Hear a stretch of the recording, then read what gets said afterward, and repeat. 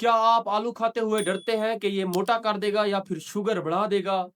तो ज़रा रुकें, क्योंकि आलू अगर सही तरीके से खाया जाए तो ये दवा बन जाता है। बहुत सारे लोग आलू को इस वजह से नहीं खाते क्योंकि वो आलू को फास्ट फूड समझते हैं। लेकिन दोस्तों, आलू एक फास्ट फूड नहीं, बल्कि ये कुदरत की तरफ से दिया गया एक तोहफा है। मसला आलू नहीं, बल्कि मसला इसे खाने का गलत तरीका है।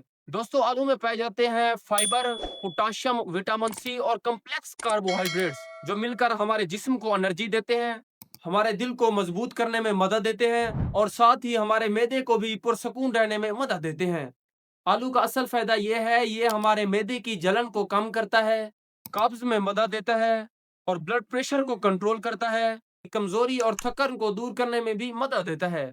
ये उन लोगों के लिए एक रहमत से कम नहीं, वो लोग जो कमजोरी महसूस करते हो, वो लोग जो जिम या फिर वर्जिश करते हो और वो लोग जिनके जिस्म में ताकत नहीं रहती, इन लोगों के लिए आलू एक रहमत से कम नहीं। आलू खाने का सही तरीका यह है, आलू को उबाल कर खाएं या फिर हल्की भाप में पका कर खाएं, लेकिन इसे तल कर खाना बहुत ही बुरी बात है।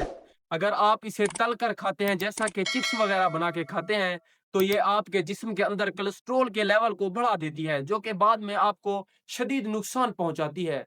इस वजह से दोस्तों, आपको चाहिए इसे भाप में पका कर खाया करें या फिर उबाल कर खाया करें। याद रखें, शुगर वाले लोगों को चाहिए जितना हो सके आलू का इस्तेमाल कम करें और रात को ज्यादा आलू हरगिज ना खाएं। याद रखें दोस्तों, आलू दुश्मन नहीं, बल्कि गलत तरीका दुश्मन है।